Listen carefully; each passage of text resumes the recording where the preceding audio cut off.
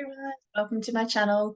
Subscribe, like, share, do whatever you need to. That would be really amazing to get this new way going even more with many mums. So today we're going to talk about sleep and sleeplessness.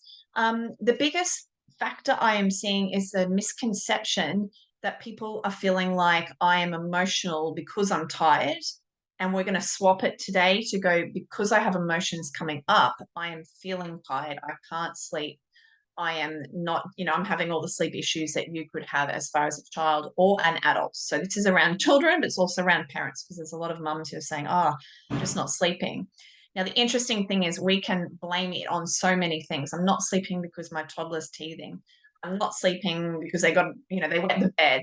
I'm not sleeping because I was too cold. There's so many things. Everyone's got a storyline, but the main factor is we're not sleeping because we have blobs of what I call, unexpressed energies, emotions that we've swallowed down in the past. They're all in there and they are rising like a lava lamp blob all the time. And so as one comes up, when we are aware of it, and this is how I am downloading it to really connect in with my emotional body and my physical body, as you try and settle down to go to sleep, it's actually really hard. Some people will be like, oh, I'm just not able to drop to sleep, not able to drop to sleep. But as you tune in to go, what is going on with my physical body, even sometimes I got some tension here. I can't go to sleep because this tension is literally not letting me drop off. Then I get up and I work to find out what is the sadness here, what is the emotion that's there, and I let it out. There I am, I'm good, and I drop to sleep. And so for many children, it's the same thing. They're up to their eyeballs from a day with, whatever's gone on. It doesn't have to be anything hugely stressful because the blobs just keep on rising. So it could have been a fairly good day, but tonight, like the weather, keeps changing even in the night, there's a blob now, and I'm not feeling so good and comfortable, and I can't get to sleep. Sometimes, and I've tried this, you can get yourself to sleep, but you'll wake up maybe 2 hours later. It's like it bobs back up again. And this is when people are waking up and go, I can't get back to sleep because, oh, now I have to work even harder to try and drop back to sleep again against this energy that's coming up, these emotions. So the next day, if we don't let this stuff up, adult or child, you can bet, which is all in my book that I'm writing about. There's so much to it of the energetics, basically like like attracts like, that energetic law that when we've got something coming up for us, say it's a bunch of sadness coming up, the next day I'm going to attract things that are going to make me feel sad. Because we've never been taught about what I call this lava lamp effect, we're looking for a reason. Why am I sad? Why am I sad? And when we actually aren't honoring ourselves to go, oh, I'm feeling sad because people just aren't hearing me lately. I'm feeling sad because my children won't get up and move to school. I'm feeling sad because so and so said this. Without connecting that, we basically go, oh, I'm tired. I didn't sleep last night. And so we're blaming it on the actual, yeah, it's like a flip, crazy little cycle. And so mothers will do the same thing. My child's having a tantrum. Oh, they're just tired. They didn't sleep well last night. The main part is if the mother is letting the child let their emotions up, they'll probably sleep better that night. If the mother is holding on to the energy of emotions aren't very good and I'll stop that, and it can be in very subtle ways where the child isn't able to really express this big bulb of stuff that's come up, they're going to have trouble sleeping. And then the cycle continues the next day. They're still hanging on to this emotional blob. They track more shit, they get more emotional, and the mum's like, oh, they're tired again, they haven't been sleeping well. And so it's the same for us as adults as well. Whenever you start to blame, I haven't slept well, or how I'm appearing the next day, my behaviors, whether I'm huffing and yelling at the kids, whether I'm able to make it through the day, it is because we're holding on to this energy within us. And it takes energy to hold it down like a cork in water. Our physical body is working day and night, holding on in tension. We are trying to sweep the shit under the rug. So there's all sorts of cost to our emotion and trying to keep that stuff together and present a great face to the world. But it's taking energy, and hence we are tired. That's where we're leaking the energy as opposed to leaning into it and letting this stuff come up. Even if you've only had a few hours sleep, if you have a good big release, guaranteed you'll have more energy and you'll actually go, wow, I'm getting through the day okay. I'm actually not feeling that tired anymore.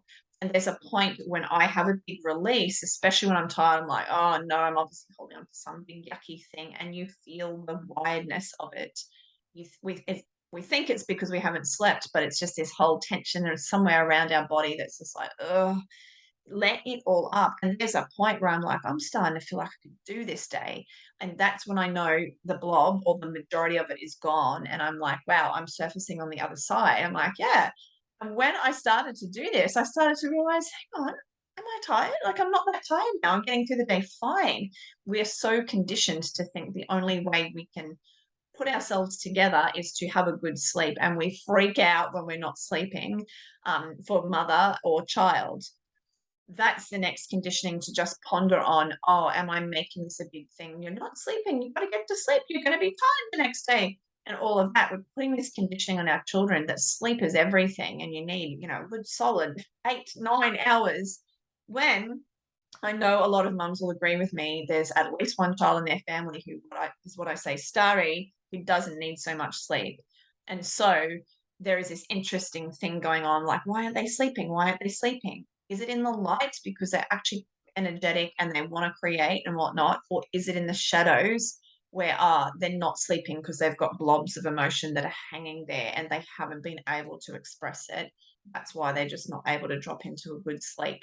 And it starts with us mothers holding that space, particularly before bedtime, say, hey, how are you feeling? Is there anything that you need to get off your chest?